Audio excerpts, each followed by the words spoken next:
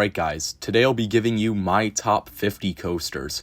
I did 100 through 51 in my last video, so definitely go check that out, because there might be some coasters on that list that you would have thought would have been on this list, but unfortunately they're not, because there's a lot of great coasters I've been on, and I also have some pretty unorthodox opinions compared to some other enthusiasts. I don't think that's me trying to be different. I think I just genuinely like the most aggressive, most painful at sometimes rides. I don't know, that's just more my style. I like the really aggressive, extreme rides more than like the graceful, your B&M floater airtime type rides.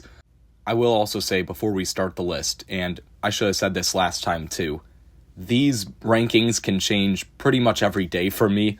I mean, you're going to see that I posted my top 25 on Instagram as well. Did like the 25 days of Christmas thing or whatever. And there are a few spots that changed from that Instagram list. And that was just like in December. So imagine what it's like throughout the course of the year. My opinions constantly change. It's impossible for me to keep a consistent list, because one day I might like this ride more, and the next day I could be like, yeah, but that was a really good element. I gotta put this ride over it. So without further ado, let's get right into the top 50. Starting off with number 50 being the Beast at Kings Island. This one dropped a few spots for me this year, mainly because they made it smoother. Again, I like rougher rides, especially wooden coasters, and this one felt a little too smooth this year, but it still had really good laterals, especially that last turn before the second lift hill, and it also had a couple new airtime moments because of the retracking, so I guess that was one benefit of it. If you're in the back, the first two drops are really good. So it's overall a great ride still. Coming in at 49 is going to be Silver Comet at Niagara Amusement Park. This is your classic CCI wooden coaster. It's great. You've got so many violent lateral moments, especially if you're in the back towards the end.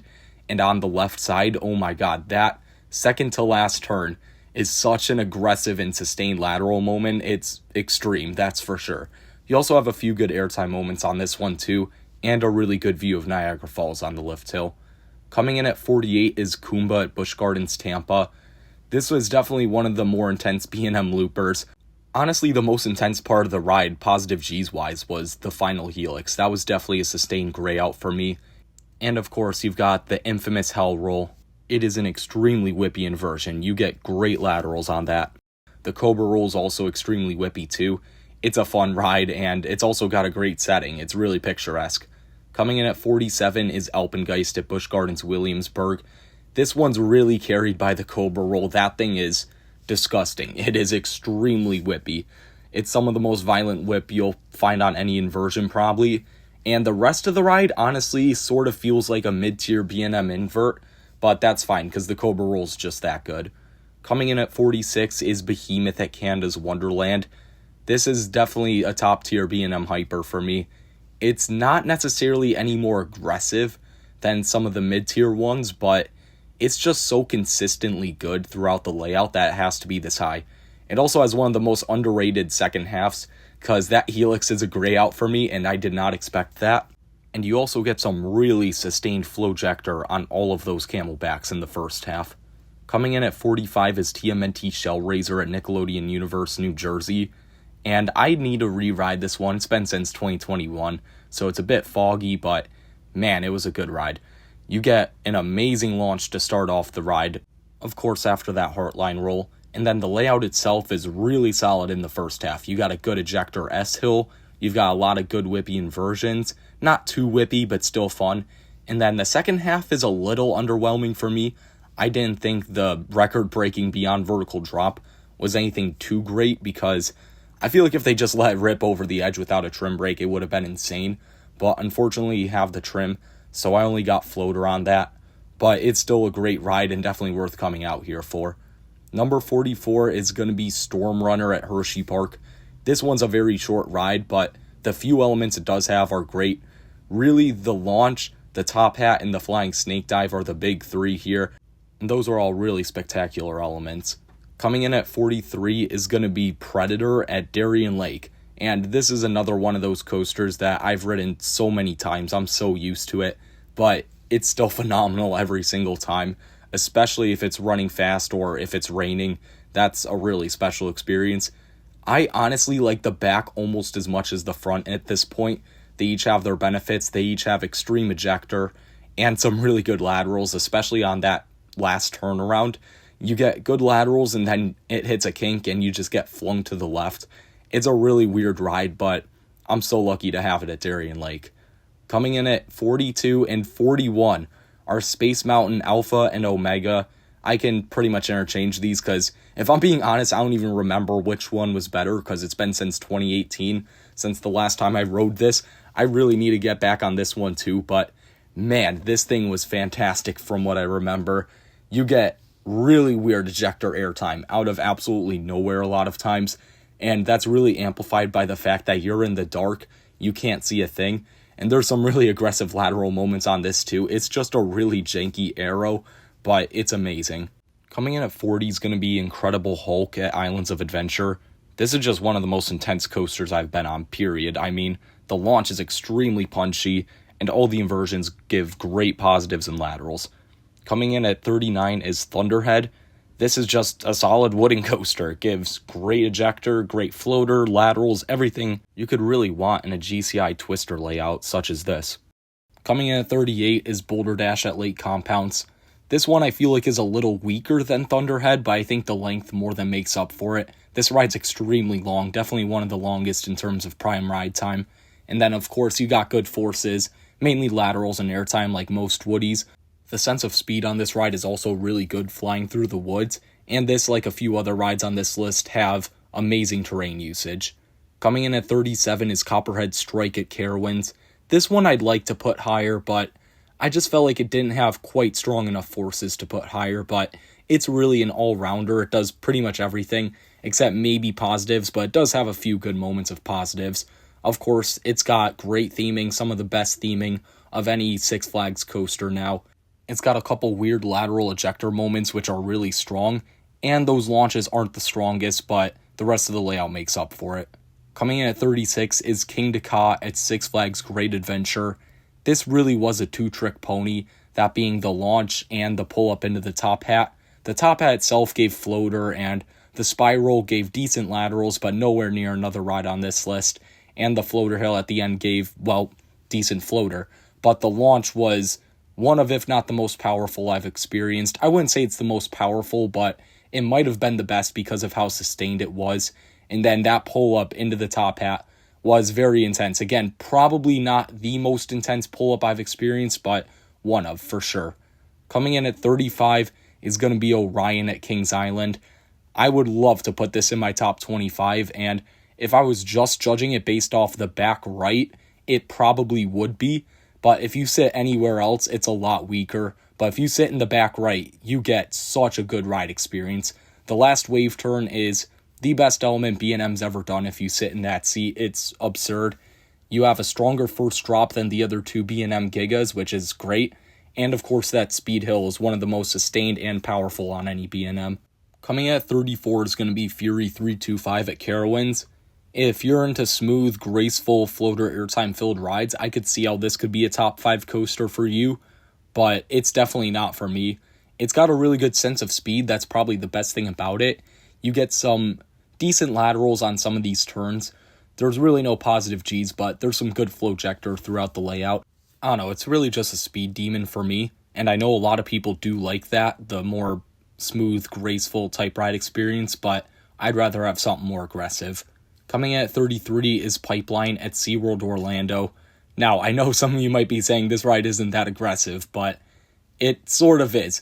The last snap is extremely whippy. You get good ejector on that, actually, which is really weird in the standing position. And there's one other small ejector moment towards the middle of the ride popping up into one of these turnarounds. That's a really good moment. And of course, there's some really sustained floater, which normally I would say, okay, that's fun, but not necessarily my thing. But it's totally different with these surf trains. You get really good butterflies, and it just feels more powerful for some reason. There's a few decent moments of positives. I really like the presentation. It's overall such an underrated ride. Coming in at 32 is Superman the Ride at Six Flags New England. I really wish I could put this one higher, because I know a lot of people say this has some of the strongest airtime out there, and I personally don't see it outside of the fourth hill. The fourth hill is really strong, I'll give them that, but the rest of the layout sort of feels sluggish, especially in the second half. The pacing really dies. The first half has really good pacing, so that makes up for it. Really, the reason it's this high is because of the first half. If the second half was a bit faster, I'd probably have it a bit higher, but for now it's got to be at 32. 32 is X2 at Six Flags Magic Mountain. This one has a lot of potential to either climb really high or fall really low in my rankings with a re-ride. Again, hoping to get on it sooner than later, but I don't know when I'm going back to Cali. But from what I remember, it was one of the weirdest paced rides out there. You'd have an extremely intense element like the second Raven turn, for example, and then sort of just crawling. It felt weird. It was really strange. I know Edgenica could fix those problems, but unfortunately I haven't done that, so I've got to deal with X2. The first drop is amazing, I'll give it that. It feels like Falcon's Fury, but then you get slammed with positives at the bottom, so that's really fun. I just wish it was a bit faster paced, and also it's not particularly great for airtime. There's not a whole lot of it, and it's all floater. So, I don't know, maybe I'd change my mind if I rewrite it, but for now it's 31. Coming in at 30 is Adventure Express at Kings Island. Now, this one is underrated. You get extreme laterals on this ride. I mean, some of the strongest laterals in the world for sure. And there's so many moments of it. There's a few airtime pops if you sit on the left side of the train, but not a ton. It's mainly about laterals. The theming's also great on this, but I will say you have to ride towards the front for this one. 29 is Goliath at Six Flags Over Georgia. This has one of the most intense elements out there for positives, that being that downwards helix. It actually made me black out. Now, given I don't think it's necessarily the most intense because there were other factors probably that made me black out and other rides didn't, but still, it's really intense. And you've also got some really strong airtime for a B&M. This is definitely the strongest B&M airtime, which is why it's my favorite B&M. 28 is Phantom's Revenge at Kennywood. I was hoping to have this a little higher, but unfortunately in my past visit, I realized it's definitely not quite what people make it out to be. I think the main thing that disappointed me was the pacing. A lot of people said it had some of the best pacing in the world, and it felt choppy to say the least.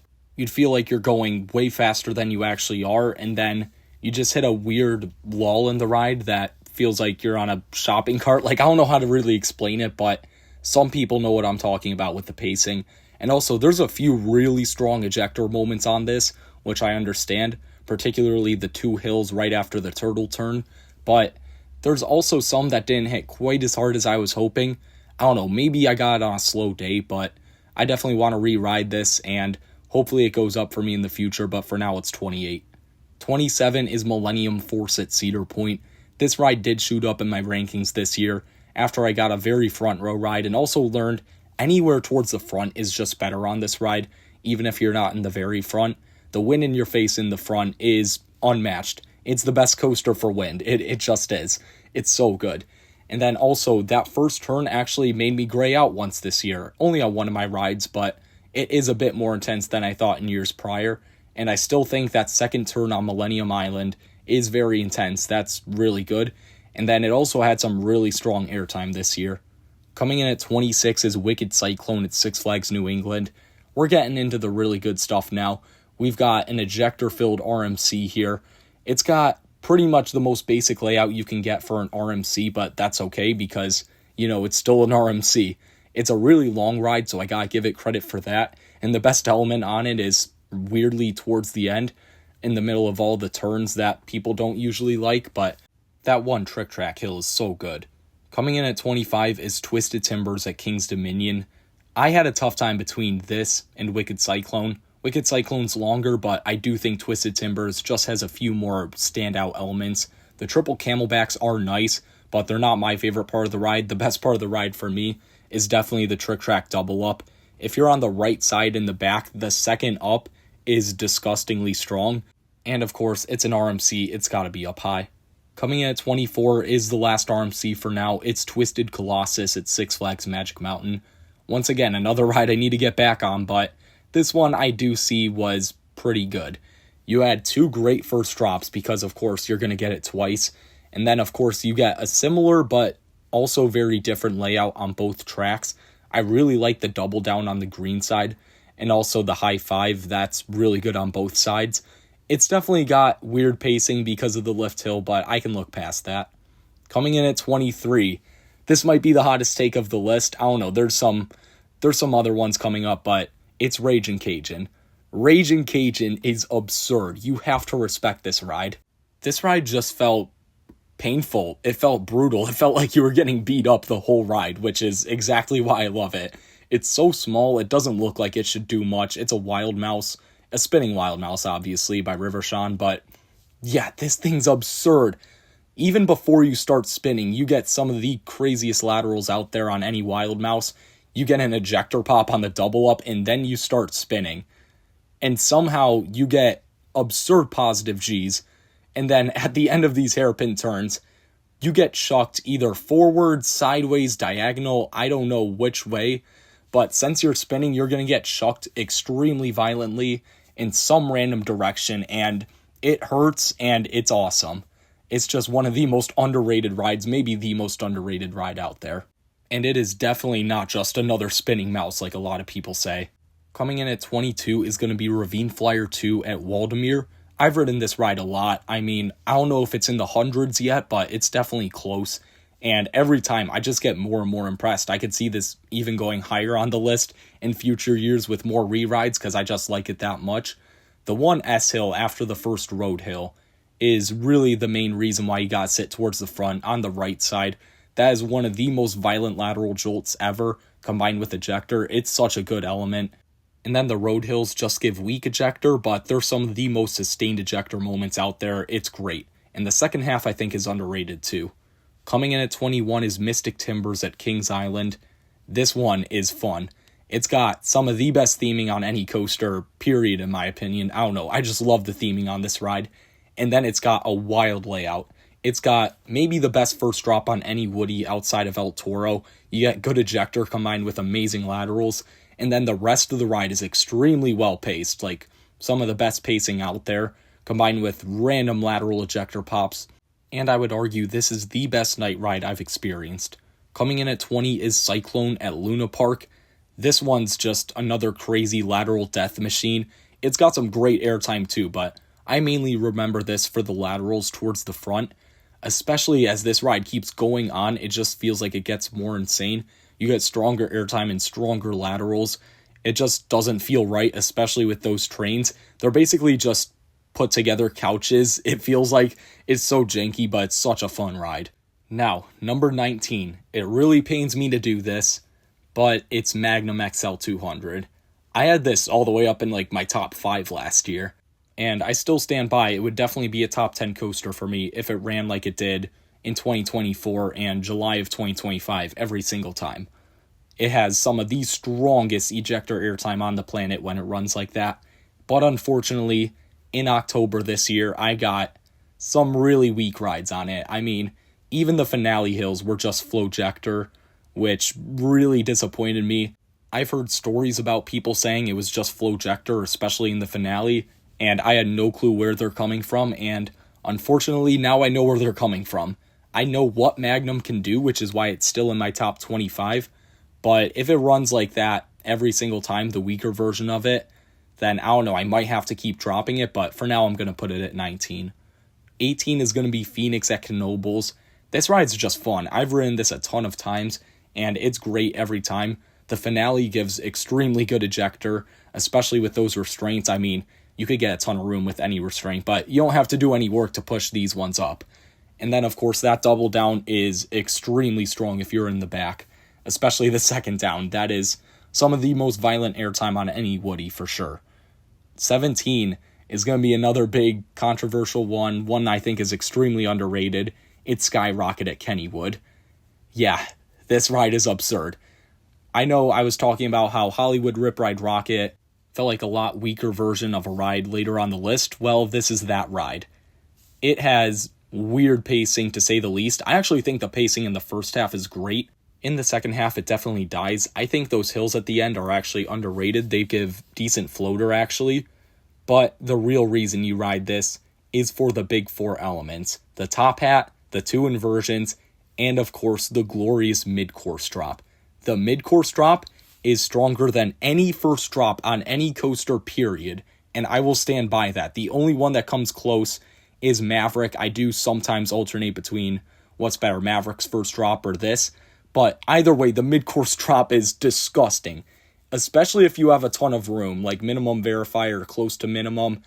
It's terrifying, it is. And then you get the wind knocked out of you on the seat slam after, and same with the top hat. The top hat gives 2 insane ejector pops, so that's amazing. And then the 2 inversions aren't quite as strong as the stronger inversions on a ride later on this list, but yeah, they're still amazing, still give ejector, both of them. I know a lot of people say the second one isn't nearly as good, but I thought the second one was almost as good as the first. So yes, this ride only has 4 elite elements, but those are just some of the best elements, period, so it has to be this high on the list. 16 is Lightning Rod with the lift hill, and 15 is Lightning Rod with the launch. I know this thing should be 1 credit for a lot of people. A few other people think it's 2 credits like me. I've been debating recently whether to keep it as 2 credits or just make it 1. I don't know. They're really close in quality. I don't think it makes too big of a difference losing the launch, except for the fact that the launch was a fundamental part of the ride. But anyways, I'll decide that at a later time. For now, it's 2. And this ride was great, with or without the launch. The quad down is one of the best sequences ever, for sure. And that was true either way. And the second twist and shout is definitely one of the stronger RMC ejector moments. That was fantastic. And it's still got a really nice setting. Coming in at 14 is going to be Siren's Curse at Cedar Point. This ride's one of those that's just really an all-rounder, is really good at every single force pretty much, and of course it has the best moment of butterflies on any coaster with that tilt track drop. That's such a cool moment, and I also gotta say it's a top 3 coaster for me for theming. I know that's really weird to say, but just something about the ambiance, the audio, all of it's just perfect, it really is. Coming in at 13 is Steel Curtain at Kennywood. Yes, another Kennywood coaster. I mean, their top 3 is absolutely stacked, and this is, in my opinion, the best of the bunch. It's close, but this ride's just so consistent. This is like Siren's Curse in that it does everything, and it does everything well. It has such good positives, extremely good laterals. I mean, there's some really violent laterals on this ride. And then it's also got some good airtime. I know a lot of people don't give it credit for that, but it definitely does. If it didn't have those seatbelts, this could be maybe even a couple spots higher, but I have to put it at this spot for now. Coming in at 12 is going to be Pantheon at Busch Gardens Williamsburg. This ride was really great, mainly for the second half and the swing launch sequence. I wish the first half or the first third really was a bit more intense, but that's okay, because you ride this for the backwards ejector. It's really strong ejector, and taking it backwards is an amazing moment. And then in the second half, you get a great top hat, a really fun stall that gives good whip going in and out of it, and some other good airtime moments. Coming in at number 11 is Skyrush at Hershey Park. This ride has my second favorite first drop on any coaster. I still love that kink you get in the second half of it, where it just absolutely springboards you. You're already getting ejector, and then you get an absolutely lethal dose of it on top of it. And then you got some good positive G's throughout the layout, but mainly you ride this for the airtime, I feel like, and the laterals if you can lean forward, because you do have to lean forward now to get laterals, but if you do, you're going to get absolutely tossed on this thing. Coming in at number 10 is El Toro at Six Flags Great Adventure. This is one that can really depend on how fast it's running. If it's running slow, like, I don't know, if it's 60 degrees or something, hasn't warmed up yet, it can feel really sluggish and have really weak airtime, especially in the second half. But when it's heated up, it is extremely intense. The first 2 camelbacks are some of the best moments on any coaster between how sustained they are and just how strong it is. The Rolling Thunder Hill's ridiculous too. The first drop I think is slightly overrated but still great. And then the rest of the ride's kind of underrated too. The snaps in the second half are really fun. You get good laterals. And then combine that with how rough it is, it's an extremely aggressive ride. Coming in at number 9 is going to be Top Thrill 2. This is another one-trick pony ride, but the one trick it has to offer can be argued to be the best trick on any coaster. And if you know me, you know what that is. It's the spiral. If you ragdoll in the back right, you are going to get the most violent moment of laterals, just period. It's not even close. I know there's some that are objectively more intense, but it feels like easily the most violent just because of the restraint. You have absolutely no side bracing, so you just flop in the blink of an eye and stay put for like, I don't know, 5 or 6 seconds because of how intense the positives on the pullout are. It's obscene. I would ride with caution if you plan on doing that method, but the rest of the ride's fun too. The pull up into the spike is really intense. Obviously, the sense of speed's great, but you really ride this for the spiral. Coming in at number 8 is going to be Velocicoaster at Islands of Adventure. This is sort of a one-trick pony ride, but it's definitely got more substance than Top Thrill 2. The Mosasaurus roll is the standout here. It's definitely one of the best inversions out there. No doubt about that. It's got really good inverted ejector, so gotta love that. It's definitely one of the best elements. And the rest of the ride's great too. You've got a good top hat. The twist and shout is really good on this ride. The inversions are definitely the standouts here, and it's also got great theming, obviously. Coming in at number 7, now, 7 through 3 was nearly impossible to decide. I think my number 1 and 2 I was pretty confident with, but 7 through 3, man, this could always change. These 5 really just go back and forth for me. But coming in at number 7 for now is going to be Pantherian at King's Dominion. This one is the best coaster for positive G's, in my opinion, that I've been on. Obviously, it didn't quite make me black out, but it came close. You gray out really hard on every single ride. That first turn and the turn before the trimmed hill are both extremely intense moments that will leave you graying out for multiple seconds, and the face pulls and everything on it are extremely good. And of course, the snaps are extremely aggressive. Only one other ride has snaps that are reminiscent of it, but these ones are taken at extremely high speeds, so the wind in your face and everything is great. It's such an incredible ride, and I know it could be higher and maybe should be higher, but I've got to put a few others ahead of it. Coming in at number 6 is Iron Gwazi at Busch Gardens Tampa. Man, I really can't believe I'm not putting this in my top 5. It really should be in my top 5. Man, there's just too many good coasters out there, but this ride is easily some of the best pacing in the world. It doesn't feel like it slows down at all. The death roll is one of the best inversions, just like some of the others on this list. And it's also got some amazing elite RMC airtime moments. It just doesn't do that much to stand out compared to like the top 5 coasters, I feel like. But maybe with a re-ride it would be, I don't know. Coming in at number 5 is a real personal favorite of mine, and this is Wildcats Revenge. Yeah, I've ridden this thing a ton of times. I've currently ridden it 66 times in my life.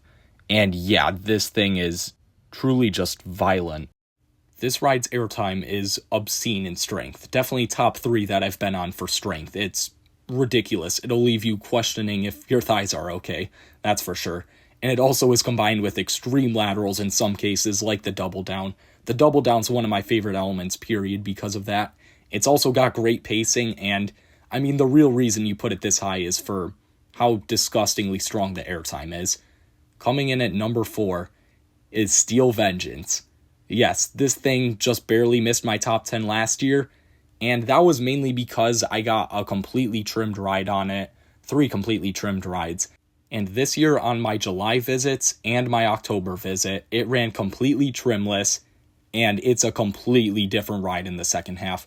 The first half is still similar, great sustained ejector on the top hat and the outer bank. I mean, the outer bank feels like maybe the most sustained airtime moment on the planet, and it's really strong. It's such a good element, especially if you wobble on it. That's really fun.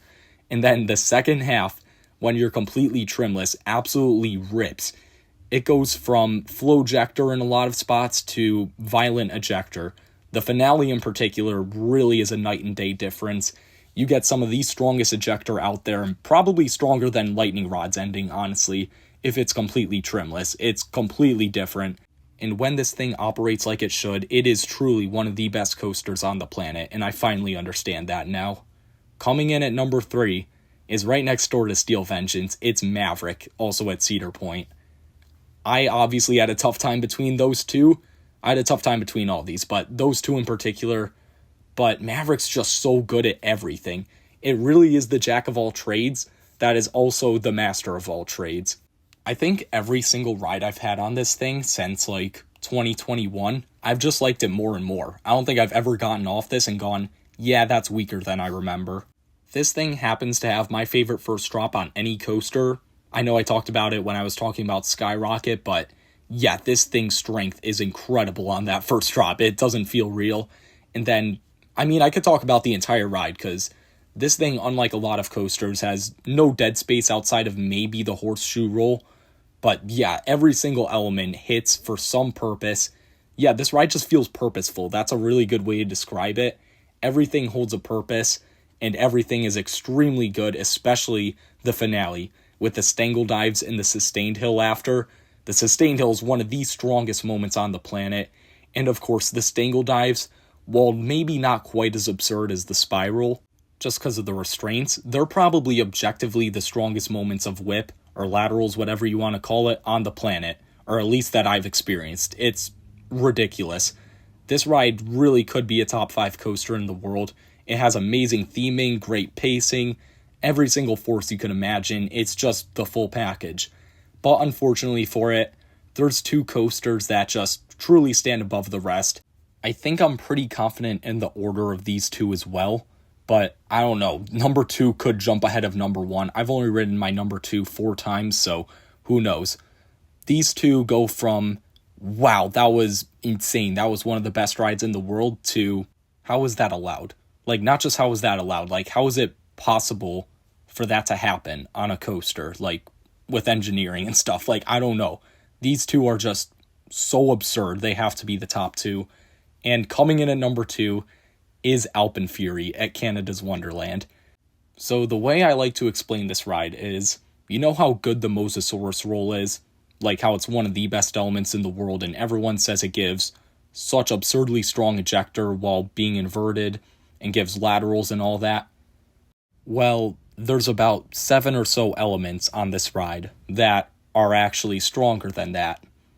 And that's insane to think about, that one ride can have that many moments that are stronger than the Mosasaurus roll.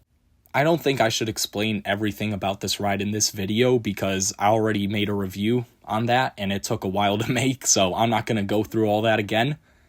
But let's just run through everything. We've got the best pacing on any coaster. It's the best coaster for disorientation. It's the best coaster for lateral ejector by a long shot. It's not even remotely close. Every single inversion on this thing gives seemingly Wildcat's Revenge level ejector airtime, combined with backbending level laterals. It's absurd, especially the top hat and the Ice Winder roll. Those 2, or really 4 inversions in particular, just don't feel real. I mean, if you take the Skyrocket 0G roll or Mosasaurus roll, like, those elements suddenly don't look so impressive compared to the top hat and the Ice Winder roll. Every other inversion gives extremely strong ejector as well, including the stall, because, yeah, you get ejector going out of it or into it depending on where you sit. The ejector hill towards the end of the ride and the double up give great ejector, as well as that first little hill going into the tunnel. And that's not to mention, this thing has my current favorite operating launch because it is so disgustingly powerful. And it's also got probably the most intense pull-up into a top hat of any coaster out there. I mean, there's just so many reasons why this is a top contender for best coaster in the world. But as of right now, I still have to go with Air Force One at Fun Spot Atlanta as my number 1 coaster I have ridden. This is actually the first time since like 2019 or something where a ride's been my number 1 for 2 years in a row. So clearly this isn't just the mood I'm in. This is truly the best coaster in the world, in my opinion. And the way it beats Alpen Fury is really just relentlessness, particularly in the second half. This ride just doesn't give you even a second to breathe. It just doesn't let you breathe at all. Alpen Fury does that too, but at least you're like not dying from the airtime. Like, I would say Wildcat and Alpen Fury probably have the second and third most aggressive airtime I've experienced, but those don't really compare to what happens during the finale of Air Force One, or even the double up, because the double up is disgusting too. But in the finale, every single moment would be the strongest moment of ejector on any coaster on their own. But the fact that you have 6 of those hills in a row, I mean, I've talked about it before, obviously, but it's just, there's nothing like it. I've told this to people, that sequence alone, without any other ride to it, if it just started and hit the quad down and the pop into the brakes, would be a top 10 coaster. It would be a top 10 coaster without anything else around it. This ride has easily the strongest airtime on the planet. I don't really think that could be topped. It has probably the second best pacing of any coaster behind Alpine. It has such a good dynamic layout with pretty much every force imaginable, even positive Gs. I know some people say RMCs don't have positives, but this one definitely does. 3 of the 4 inversions on this are some of the best inversions on the planet and give really strong laterals and airtime. I mean, even on par with some of the inversions on Alpine Fury. And I know Alpine Fury is some of the best pacing on any coaster, if not the best. But this ride is really close to it, and like I said before, the strength of the airtime just knocks you out. It just does. That's the best way to describe it. Like, I don't know. It just takes something out of you. And to have that strong of pacing with it, combined with the finale in particular, it's just the best coaster I've ridden. It has to be. And I know Alpine Fury might have something to say about that in the future. Maybe something like Voltron, hell, even Falcon's Flight, I don't really know. But it's really going to take a lot to take this thing down from my number 1 spot. That is my top 100 coasters I have ever been on as of 2025. Let me know what you guys thought of this ranking down in the comments below. What do you agree with or disagree with? Make sure to like and subscribe, and I'll see you guys next time.